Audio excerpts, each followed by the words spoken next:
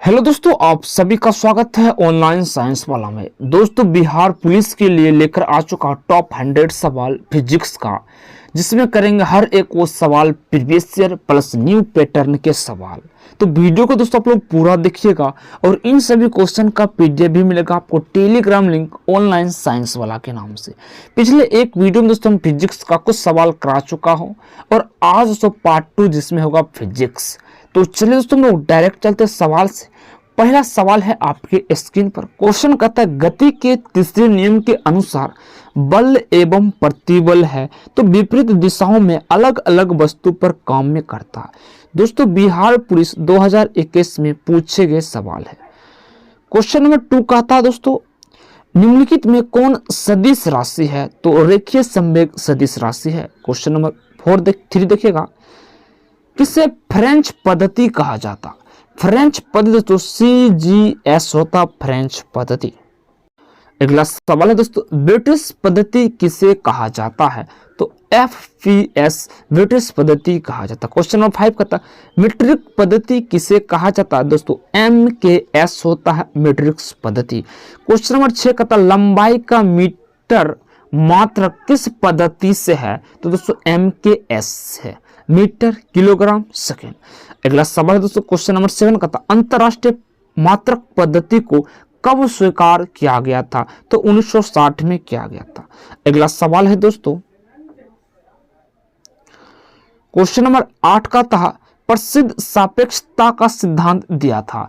तो दोस्तों सापेक्षता का सिद्धांत किसने दिया था? तो आइंस्टीन ने दिया था। क्वेश्चन नंबर 9 का था तापमान का SI मात्रक दोस्तों केल्विन होता है। क्वेश्चन नंबर 10 का द्रव्यमान का मूल मात्रक क्या है? द्रव्यमान का मूल मात्रक किलोग्राम होता है। अगला सवाल पदार्थ की मात्रा का मूल मात्रक, पदार्थ की मात्रा का मूल मात्रक मोल हो जाता है। अगला सवाल एक्सा होता है, एक्सा दोस्तों एक्सा होता 10 की पावर 18 होता है।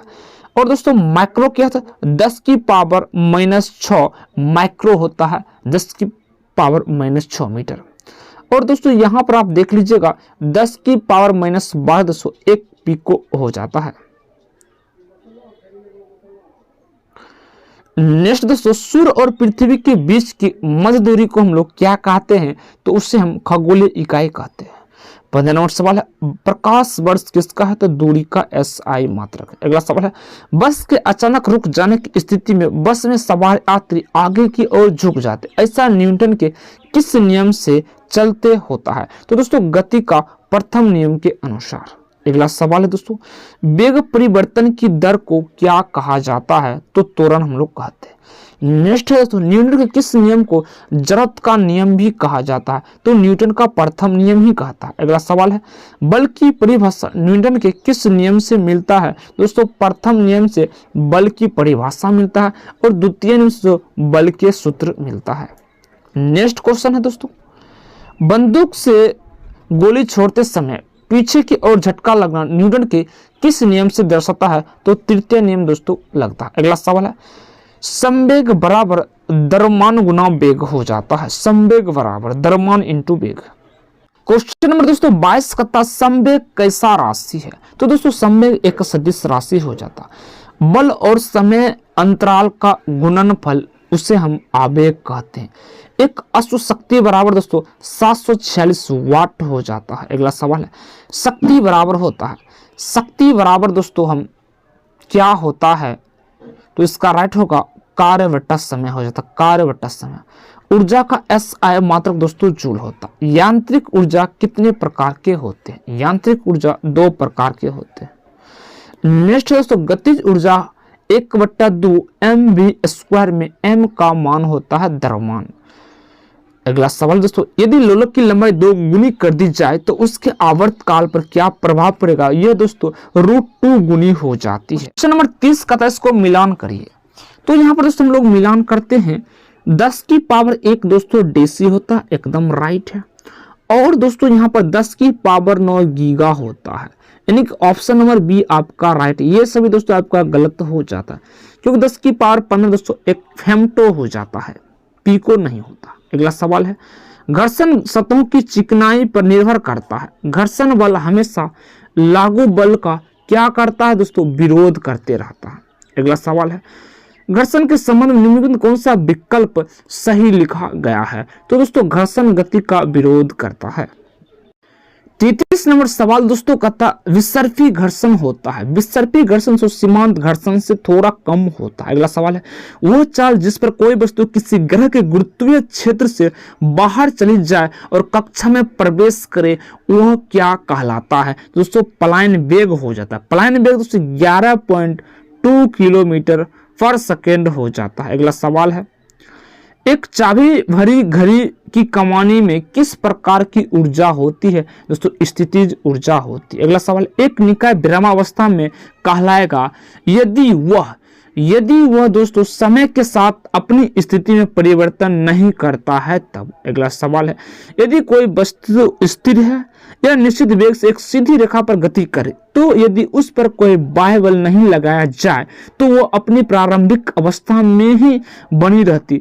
ये कथन दोस्तों न्यूटन का प्रथम नियम कहता है। ठीक है दोस्तों। अगला सवाल है, निम्न कौन सा नियम रॉकेट प्रणोदस में शामिल होता है? वो दोस्तों न्यूटन के तीसरा नियम से दोस्तों रॉकेट प्रक्षेपण होता है। अगला सवाल 72 किलोमीटर पर घंटा में वेग का अर्थ क्या होता?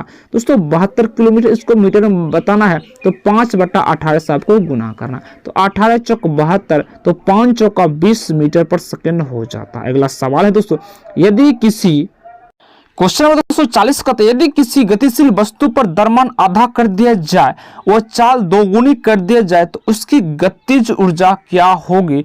तो दोस्तों यहाँ पर दोगुनी हो जाएगी। अगला सवाल 41 नंबर, तुरंत डैश के परिवर्तन के दर के बराबर होता है? दोस्तों वेग के बराबर हो जाता है। अगला सवाल है 42 नंबर, सीधी सड़क पर चल रहे एक कार डैश गति का उदाहरण है? वो दोस्तों सरल रेखीय का उदाहरण हो जाता है। अगला सवाल, निम्नलिखित में कौन सा गुण समान परितंत्र गति के लिए सही नहीं है? तो दोस्तों राइट होगा, वो दूरी हमेशा विस्थापन के बराबर होता है। अगला सवाल है, आप अपने दो समय के निर्देशों के बीच शामिल वेग समय ग्राफ की वक्र के तहत क्षेत्र को क्या कहेंगे? तो दोस्तों हम लोग विस्थापन कहते हैं। अगला सवाल दोस्तों, चाल दूरी समय का सही संबंध किसके पास है? तो राइट होगा दोस्तों, distance equal to v into t, यानी कि दोस्तों वेग इंटू समय हो जाता है। अगला सवाल है, स्थिर गति से दौड़ रही रेलगाड़ी में बैठा यात्री लंबवत ऊपर की दिशा में गेंद फेंकता, वो गेंद कहाँ गिरेगी? तो यात्री के हाथ में दोस्तों गिरे, क्योंकि रेल का दोस्तों स्पीड है तो उस व्यक्ति का भी स्पीड होगा, तो बल जिस प्रकार से फेंका जाएगा बॉल उसी प्रकार से उसके हाथों में ही गिर जाएगा। अगला सवाल है, यदि गेंद भूमि 20 मीटर की ऊंचाई से मुक्त रूप से गिरती है तो ठीक जमीन में लगने से पहले उसका वेग क्या हो जाएगा? तो दोस्तों उसका 20 मीटर पर सेकेंड हो जाएगा। अगला सवाल है, काटने और भेदन उपकरण इसलिए तीक्ष्ण किए जाते हैं क्षेत्र को कम करने और दबाव बढ़ाने के लिए। अगला सवाल है, उच्च पहाड़ों के शीर्ष पर वायुमंडलीय दाब डैश करता है? तो दोस्तों वायुमंडलीय दाब घट जाएगा, यानी कि उच्चतम पहाड़ के जो शीर्ष पर आप जितना जाते जाएगा वायुमंडलीय दाब घटता जाता है। अगला सवाल है, इकाई सतह क्षेत्रफल पर लंबवत लगने वाला बल निम्नलिखित में से किसे परिभाषित करता है? तो दोस्तों दाब को परिभाषित करता है। बिहार ऐसा एक सवाल है, यदि वायुमंडलीय दाब पारे के 76 सेंटीमीटर से कम हो तो पानी डैश तापमान पर उबलना स्टार्ट हो जाता, 100 डिग्री सेल्सियस से भी कम पर उबलना स्टार्ट हो जाता। निम्नलिखित में दोस्तों कौन सा उपकरण भौतिक में दाब को दर्शाता है?